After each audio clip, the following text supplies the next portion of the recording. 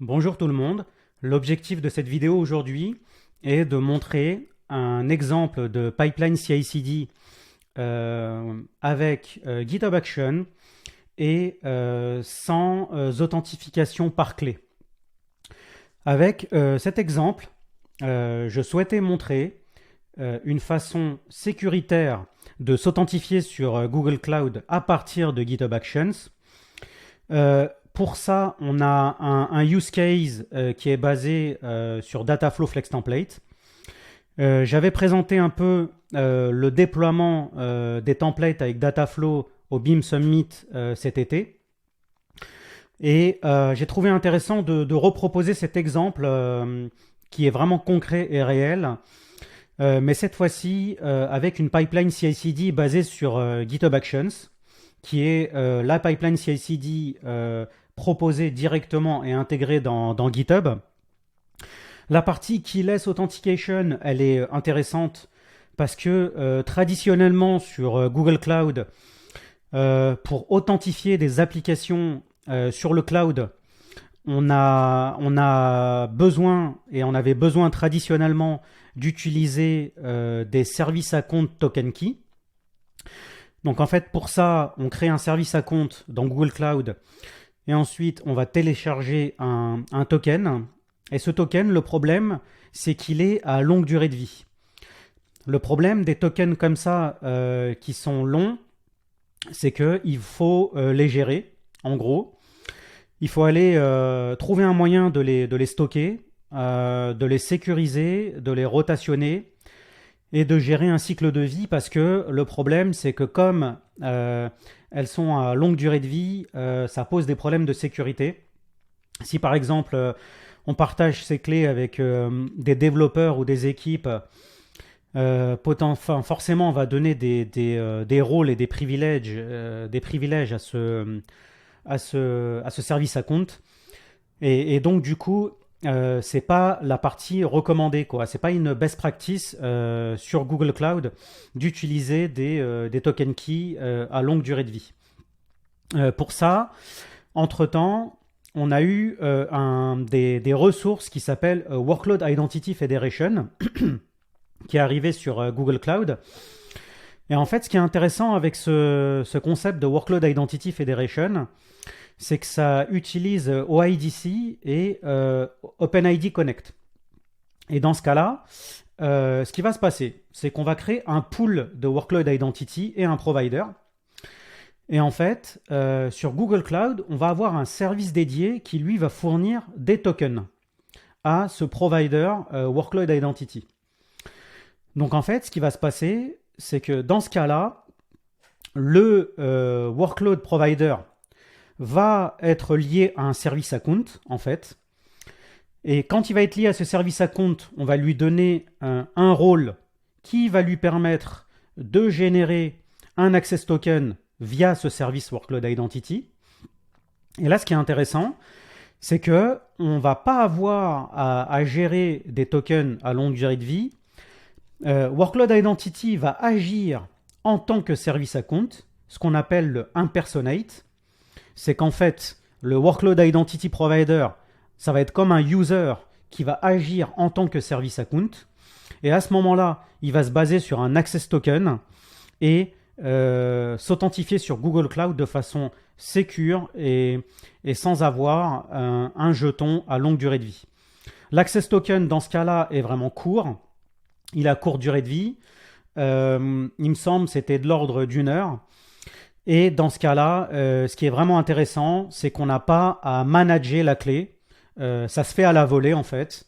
Le Workload Identity agit en tant que service à compte, récupère et génère un access token via ce service qui est proposé sur Google Cloud.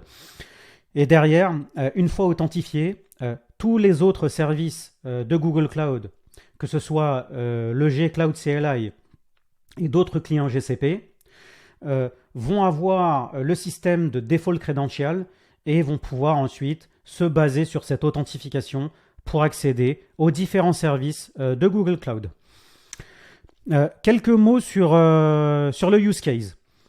Pour Flex Template, c'est un moyen de standardiser les déploiements des jobs Dataflow Et dans ce cas-là, c'est basé sur une image Docker et aussi sur un fichier de définition et de spec JSON. L'avantage de cette façon, c'est que comme on est basé sur une image Docker, qu'on soit en Java, en Python ou en Go avec Apache Beam, on a une façon standard de déployer nos jobs Dataflow. Ensuite, après avoir déployé ce template, on a aussi une façon standard de lancer ce template et le job Dataflow. Donc c'est la façon recommandée actuellement de déployer des jobs Dataflow et de les exécuter sur Google Cloud. Donc c'est ce use case que j'ai choisi. Et ici, dans ce diagramme, ce qu'on voit, c'est que ce projet Dataflow Java CI/CD, il est hosté sur un repository GitHub. Ensuite, on va avoir dans ce carré ici, on va avoir la partie Cloud Build. Pourquoi utiliser Cloud Build ici? C'est que on va avoir besoin dans un premier temps de créer les ressources pour Workload Identity Federation. Et dans ce cas-là, ces ressources représentent un peu un prérequis et le point d'entrée pour permettre ensuite à GitHub Action de s'exécuter et de lancer des pipelines CI/CD sur Google Cloud. Donc, tant qu'on n'a pas les ressources Workload Identity, on ne peut pas lancer les pipelines GitHub Action. Donc, en fait, c'est un peu le poisson qui se mord la queue. On ne peut pas facilement faire ça forcément avec GitHub Action. Donc, du coup, là, l'idée, c'est de le faire avec Cloud Build en mode... parce que ce qui est intéressant avec Cloud Build, c'est que c'est serverless et c'est aussi sans clé. On n'a pas besoin de générer des clés avec Cloud Build. On va pouvoir exécuter des pipelines CI/CD directement sans avoir besoin de télécharger un token key. Donc ça, c'est intéressant. Donc cette partie-là va avoir la responsabilité de créer les ressources pour Workload Identity avec ces notions d'infra as code avec Terraform.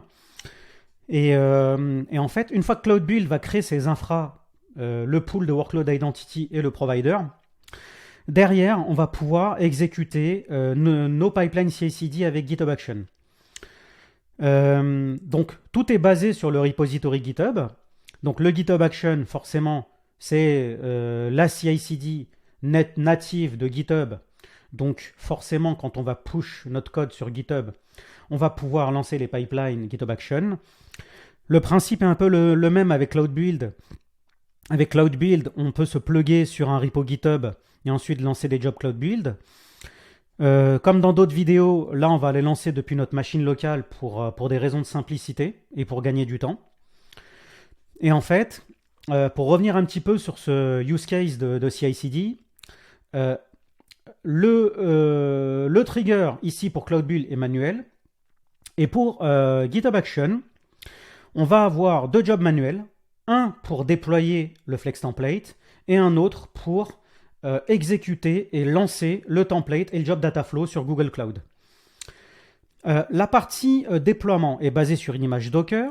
Donc en fait, on va builder et publier l'image dans Artifact Registry, qui est un repository qui permet d'héberger des images Docker, du Python, du Java ou différents repos sur Google Cloud.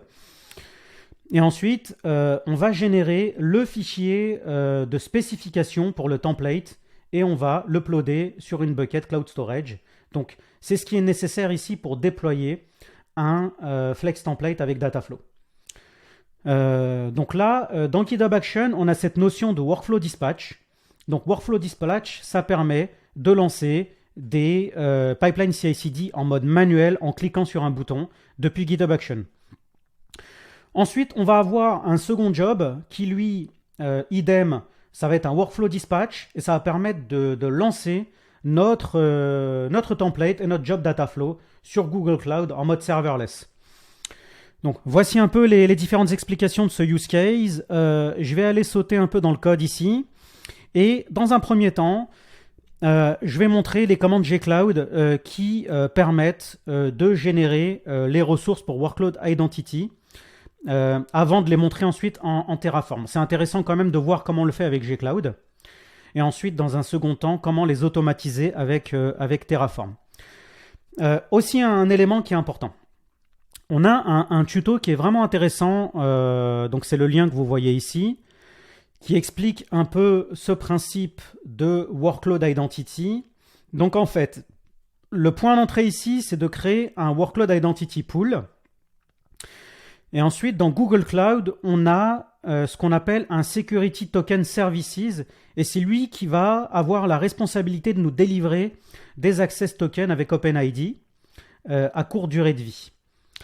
Le workload pool est basé sur un provider, et ce provider-là, on va dire que c'est du GitHub, donc on a de l'OIDC provider, et en fait, on va ajouter ce workload provider comme membre du service account.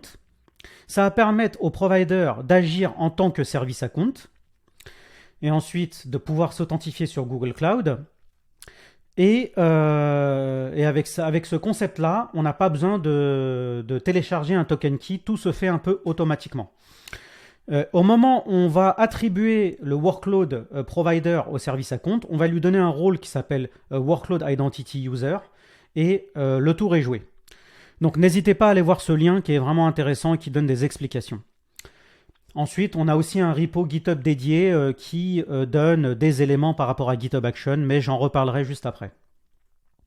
Je reviens un petit peu dans le code, et avec gcloud, on a cette ligne de commande qui va permettre de générer un workload identity pool. Donc c'est un peu notre point d'entrée ici. Bon, comme d'habitude, on va donner un projet, une location et un display name. Et ensuite, on va créer le provider qui va être lié à ce pool. Donc, on lui donne un nom à ce provider. Et pareil, la location. Et on va le lier au pool qui a été créé précédemment. Un concept qui est vraiment important ici avec le provider, c'est que on va pouvoir donner du mapping pour OIDC ici. Donc, on va donner des champs. Donc ici, on a un subject qui est le Google Subject, et on va le mapper avec un champ qui s'appelle assertion sub. En fait, au moment où on va faire l'authentification, cette notion de mapping va permettre d'appliquer des assertions et vérifier que les champs ont bien été passés. Ici, on souhaite que l'authentification soit accordé seulement à un repository GitHub donné. Donc là, on travaille sur le Dataflow Java CI/CD, c'est notre repo en cours, et on a seulement envie que ce soit seulement ce repository GitHub qui puisse s'authentifier en OpenID avec Workload Identity sur Google Cloud.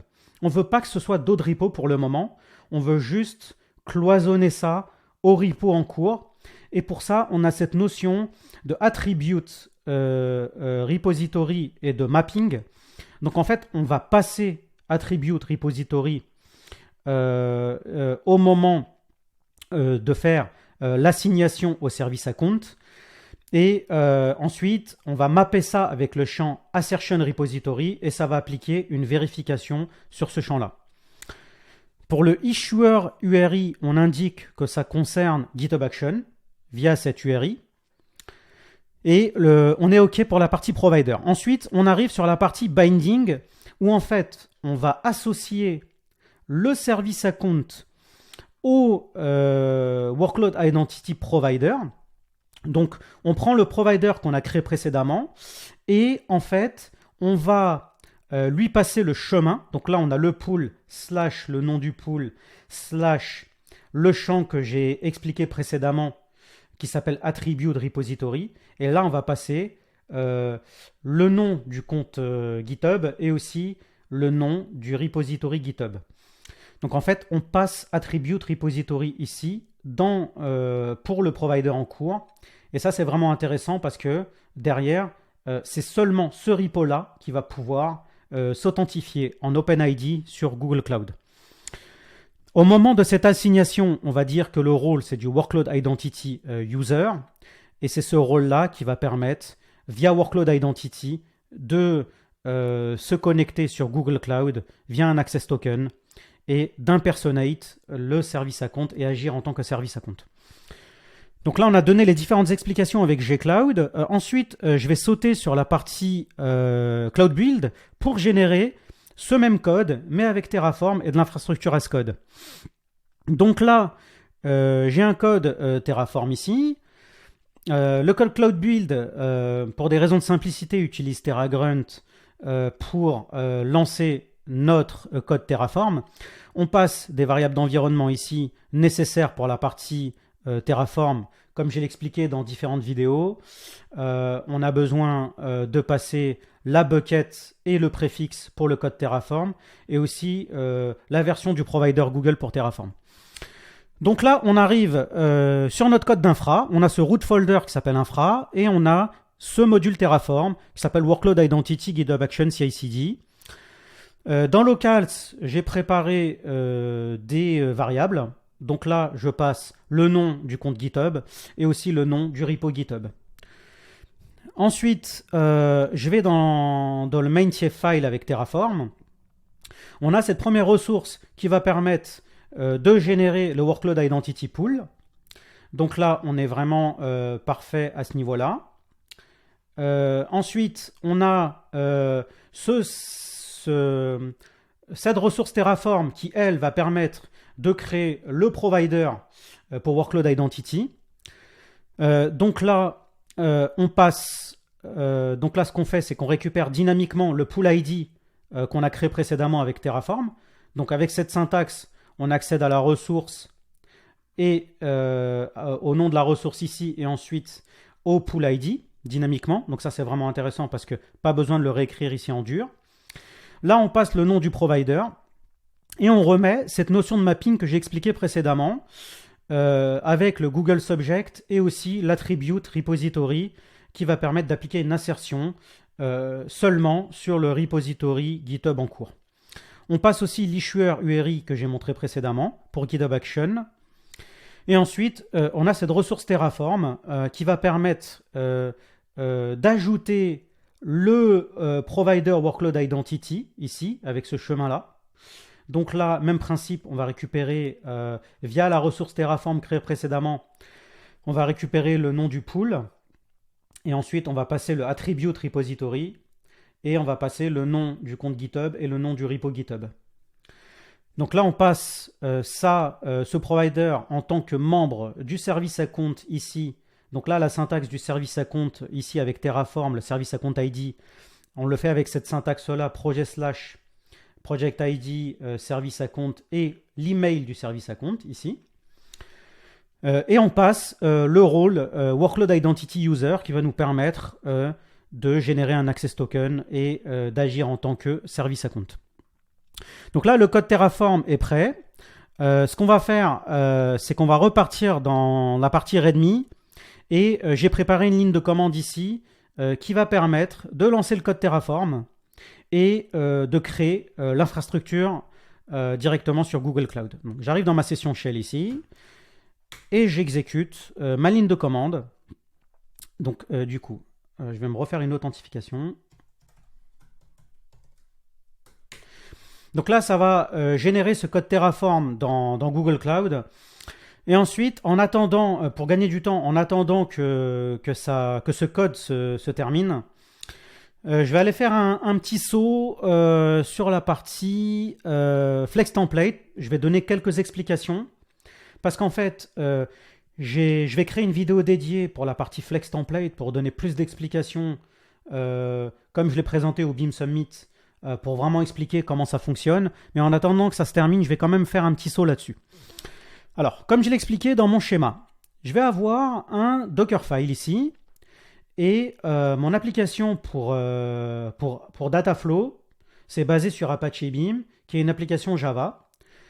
Et dans ce cas-là, je vais générer un FATJAR avec Maven. Je vais tirer l'image officielle pour Flex Template. Et ensuite, je vais copier ce FATJAR dans mon conteneur, dans un répertoire target par exemple. Et en fait, derrière, je vais passer des variables d'environnement obligatoires qui vont permettre de lancer le Flex Template sur Google Cloud. Donc là, on a besoin de passer le chemin de la classe main et aussi le chemin du FATJAR qu'on a généré précédemment. Donc ça, c'est la partie vraiment Dockerfile pour la partie Apache Beam. Ensuite, après avoir montré le Dockerfile, on a pour Flex Template cette notion de metadata. Donc on va créer un fichier spec en JSON et ensuite on va l'uploader dans Cloud Storage. Le principe de ça, c'est qu'on va avoir des paramètres qu'on va donner à notre job Apache Beam et Dataflow. Et avec ça, Flex Template va pouvoir faire de l'optimisation parce qu'en fait, à partir du spec file, Dataflow va pouvoir générer un graphe en amont. Et ensuite, derrière, on va pouvoir appliquer aussi des validations sur des paramètres avant de lancer le job Dataflow. C'est intéressant parce que c'est un gain de temps. Si par exemple, j'exécute mon template sans avoir passé un champ obligatoire, je vais tout de suite avoir un plantage et je ne vais pas attendre que mon job s'exécute pour me dire « Ah non, il te manque ce champ obligatoire ». Donc là, c'est un gain de temps et c'est intéressant. Voilà, pour donner quelques explications sur cette partie un peu Dataflow Flex Template pour notre use case donné. Donc là, la partie infrastructure est terminée. Je vais aller faire un petit saut sur la partie IAM et Workload Identity. Donc là, j'ai un menu dédié pour Workload Identity Federation. Je peux accéder à mon pool que je viens de créer. Donc là, j'ai mon pool Workload Identity qui a le chemin dédié. Donc là, j'ai bien le nom que j'ai donné dans mon code Terraform ici. Et là, j'ai le provider qui est lié à mon pool. Donc, il s'appelle Action Provider. J'ai aussi le service account qui est lié à mon provider ici, qui s'appelle ESA Dataflow Dev. Donc là, je suis vraiment parfait, mes ressources ont été créées comme souhaité. Donc mon infrastructure est prête et je vais pouvoir passer sur la partie GitHub Action. Donc là, j'ai mon point d'entrée qui va permettre à GitHub Action de s'authentifier sans clé sur Google Cloud. Donc là, je fais un petit saut sur la partie GitHub Action. Donc comme je l'ai expliqué dans mon schéma, j'ai 2 jobs GitHub Action et 2 YAML séparés. Un pour déployer le template et un pour runner et lancer mon template sur Google Cloud. Donc là, je vais un petit peu montrer le code de la partie déploiement. Ici, avec GitHub Action, j'ai préparé des variables d'environnement. Alors là, on a les notions de projet GCP. Là, on a des éléments qui concernent la partie Dataflow Flex Template, comme le chemin du metadata file. Là où, en fait, je vais générer ce spec file dans la bucket Cloud Storage, dire que c'est du Java, le nom de l'image Docker que je vais publier sur Artifact Registry et aussi le tag, le repo name également. Et ici, je prépare les éléments pour Workload Identity Federation. Donc, je passe le chemin du provider. Donc ça peut être récupéré directement dans Google Cloud, dans le provider que j'ai créé à l'instant. Donc là, on a cette syntaxe-là avec le pool, le nom du pool /provider et le nom du provider. Et je passe également l'email du service account qui est lié au provider. Ici, comme je l'ai expliqué dans mon schéma, je veux faire des jobs manuels avec GitHub Action. Donc, je vais cliquer sur des boutons pour exécuter mon deploy et mon run. Donc ça s'appelle Workflow Dispatch avec GitHub Action. Avec cette syntaxe-là, je donne le nom du job GitHub Action qui s'appelle Deploy Template. Je dis que ça se lance sur de l'Ubuntu et j'ai cet élément qui est vraiment important parce que pour permettre de générer l'access token avec GitHub Action et Workload Identity, j'ai besoin de passer cette syntaxe-là qui va me permettre de générer l'access token. Ici, j'ai un step qui s'appelle checkout qui est un peu standard avec GitHub Action. Et là, j'ai ce step-là qui va me permettre d'authentifier GitHub Action sur Google Cloud. Là, c'est vraiment intéressant parce que cette action est proposée en open source par la communauté Google Cloud. Donc, c'est le repo GitHub que j'ai montré tout à l'heure ici. Ce repo est vraiment intéressant et maintenu par différentes personnes de la communauté et ça donne différents exemples pour s'authentifier sur Google Cloud de façon sécuritaire avec Workload Identity. Et ça donne aussi différents exemples ici d'interaction et de déploiement. Ça montre comment déployer des services sur Google Cloud. Et c'est vraiment, vraiment pratique et intéressant. Donc, je vous recommande vraiment d'aller faire un saut sur ce lien-là et d'aller voir un peu ce qui s'y passe. Donc, du coup, cette action, on doit lui donner le provider et le service account. Donc, c'est les deux éléments que j'ai préparés au-dessus dans ma logique YAML. Donc, le provider et l'email du service account. Et derrière, ça va authentifier mon repo GitHub Action sur Google Cloud avec Workload Identity Federation. Pas besoin de manager de clés. C'est vraiment secure dans ce cas-là et on est très très bien. Ensuite, j'ai ce step-là parce que je vais avoir besoin d'utiliser le gCloud CLI. Donc, j'ai cette action qui va me permettre de setup le gCloud CLI. Donc là, je lui passe la version du gCloud et aussi le projet GCP en cours. Un autre élément qui est intéressant. Ici, pour mon use case, je vais devoir, comme je l'ai expliqué précédemment, builder et publier mon image Docker sur Artifact Registry.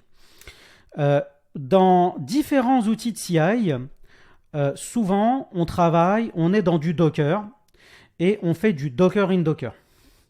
Et dans ce cas-là, sur un GitLab, par exemple, ça va être compliqué de faire du Docker in Docker, donc on va utiliser des outils comme Canico. Sur GitHub Action, on ne va pas être obligé d'utiliser Canico. On peut directement utiliser des commandes Docker sur la partie Action, sur Google Cloud. Donc, on a ce step-là qui va permettre d'authentifier Docker sur Artifact Registry, qui est notre repository qui contient toutes nos images Docker, comme je l'ai expliqué précédemment. Donc, on a cette commande gcloud qui va pouvoir nous permettre de le faire. Et ensuite, j'ai cette étape-là. Je vais préparer le chemin de mon image Docker sur Artifact Registry. Donc là, j'ai le chemin du repo sur Artifact Registry, le projet, le repo name, le nom de l'image. Ici, je fais un / CI service name parce qu'en fait, ce use case, je l'ai déployé avec GitLab, Cloud Build et maintenant avec GitHub Action. Et j'ai envie de dissocier les images Docker pour ces différents outils de CI. C'est pourquoi ici, j'ai ajouté un discriminant pour dire, comme ça, je visualise bien sur Artifact Registry que mon image Docker a été déployée comme souhaité sur l'outil de CI en cours. Bon, l'image tag ici, c'est du latest. Alors, je peux remontrer rapidement quand même les variables. CI service name, c'est GitHub Action. Et le repo name, c'est internal name. Et là, on a le nom de l'image et le tag qui est les tests. Donc là, ce qu'on fait ensuite, on fait un Docker build pour builder notre image Docker. Et ensuite, on va la publier sur Artifact Registry avec un Docker push. Et là, on est vraiment parfait. Notre image Docker est buildée et publiée sur Artifact Registry. On arrive sur ce dernier step qui va lancer un script shell séparé, un script bash séparé.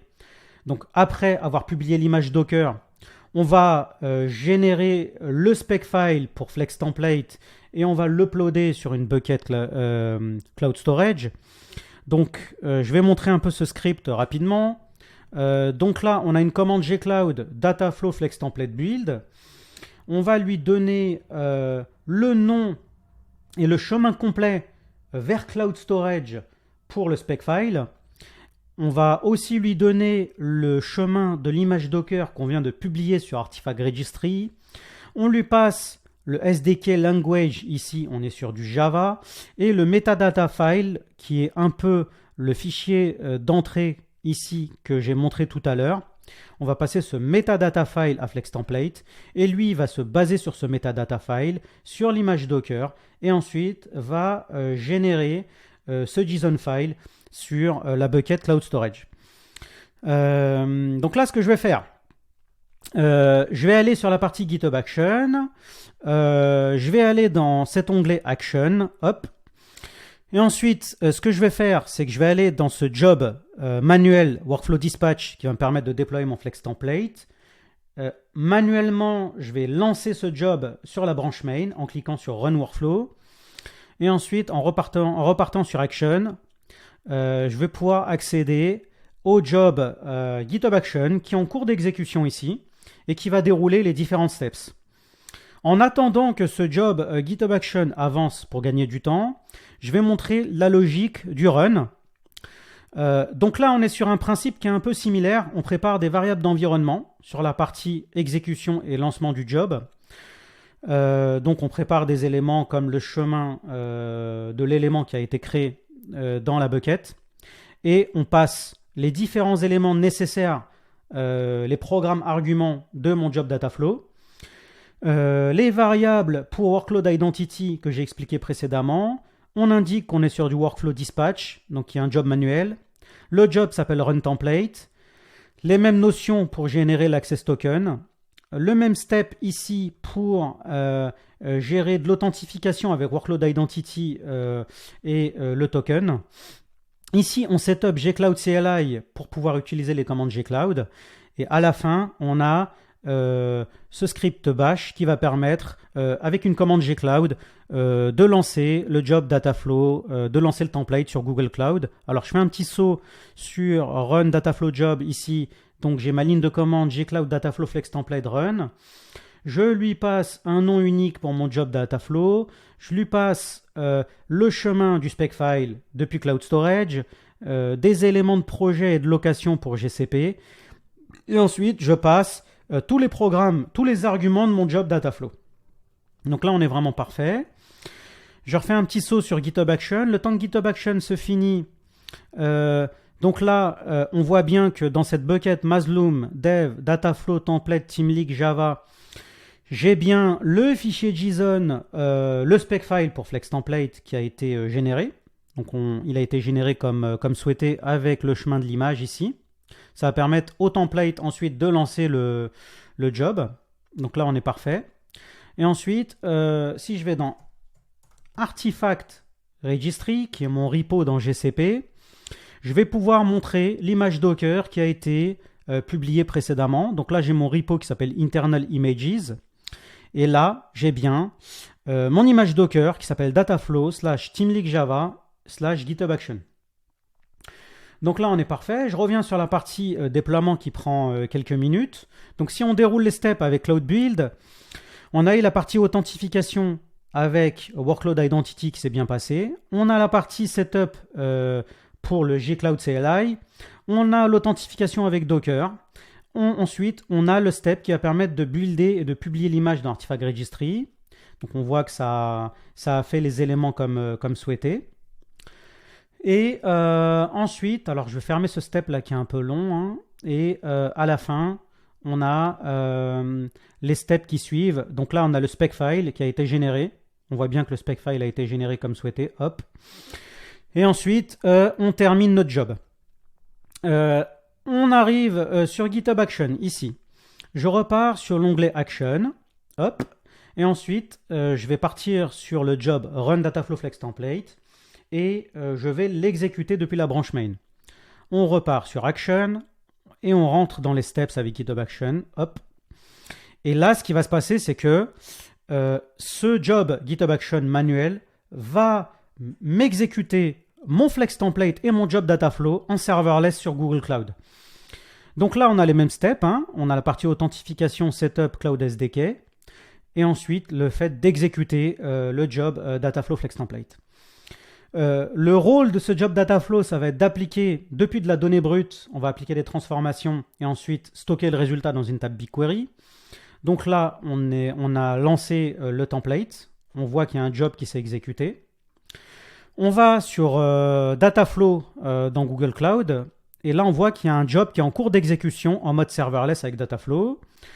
On accède à notre DAG pour notre job Dataflow qui va prendre quelques minutes pour s'exécuter. Hein. C'est en cours d'exécution. En attendant, je vais montrer la table BigQuery de résultats. Hop, je fais Open New Tab.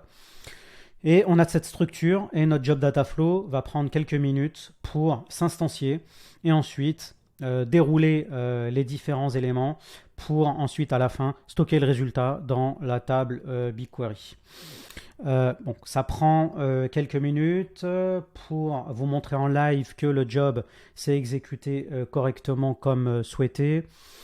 Voilà, donc en attendant, on peut repartir faire un saut sur Workload Identity sur cette partie Service Account. On a aussi un élément qui est important sur la partie IAM. Il y a pour Cloud Build, pour que Cloud Build puisse avoir la possibilité en fait de générer le code Terraform et de créer les ressources pour Workload Identity, il a fallu que j'ajoute un rôle Workload Identity au service à compte de Cloud Build pour qu'il puisse créer les ressources pour Workload Identity. C'est quand même intéressant d'en parler ici. Pour le job Dataflow, il vient de s'instancier. Ça prend encore quelques secondes pour instancier les différents éléments ici. En revenant un petit peu dans le code, en attendant que ça se fasse, on peut regarder différents éléments, en profiter pour redonner un peu d'explication sur la partie Dataflow. En tout cas, je recommande vraiment aujourd'hui pour les déploiements autour de Dataflow d'utiliser cette technique avec l'image Docker, parce que précédemment, en fonction du SDK, si on était en Java, il fallait générer un FATJAR. Si on était en Python, il fallait utiliser des fichiers Python. On n'était pas standard et en fait, ça nous faisait jongler entre des CI différentes pour y arriver. Et c'est vrai qu'ils ont standardisé ça et c'est vraiment intéressant pour Dataflow en tout cas. Bon, à la limite, on n'est peut-être pas obligé aussi d'attendre la fin de l'exécution de ce job Dataflow. Je vais faire un petit récap en repartant sur le diagramme que j'ai présenté en début de use case. Un petit récap final. Voilà, donc ce projet est hosté dans un repository GitHub, comme je l'expliquais précédemment. Nos images Docker pour Flex Template et autres sont stockées dans Artifact Registry. On a ce premier step avec Cloud Build qui permet de générer la partie infrastructure as code avec Terraform et on crée toutes les ressources pour Workload Identity Federation. Ce qui va être ensuite le point d'entrée de la partie CI/CD avec GitHub Action. Donc là, avec GitHub Action, on a appliqué toute la logique et créé deux jobs manuels, un pour déployer le job et un pour l'exécuter sur Google Cloud. Donc là, notre use case est terminé. On refait un petit saut sur Dataflow en espérant que le job est terminé. S'il n'est pas terminé, c'est pas très grave. On va s'arrêter là. Donc là, on voit qu'il est quasiment terminé. On voit qu'il y a des steps qui se terminent petit à petit. Hein. On a la partie input de la partie side input, pardon. Là, on a la donnée brute, la partie side input, la partie transformation avec les règles métiers. Les données correctes sont sauvegardées dans une table BigQuery. Les données de failure, parce qu'on fait de la dead letter queue ici, on catch les erreurs et on les stocke dans une table failure. Et notre job Dataflow a pu se terminer comme souhaité. On rafraîchit notre table, hop, on l'ouvre ici, on fait preview et en fait, notre ligne a bien été ingérée comme souhaité. Donc notre use case est terminé. Écoutez, comme d'habitude, ça a été un plaisir pour moi de partager cette vidéo, ce use case avec la communauté Google Cloud, en espérant que vous avez appris des choses et que vous avez pris du plaisir. N'hésitez pas à souscrire à la chaîne pour soutenir notre travail pour la communauté Google Cloud. Je vous dis à très bientôt pour d'autres use cases et d'autres vidéos. Bye bye.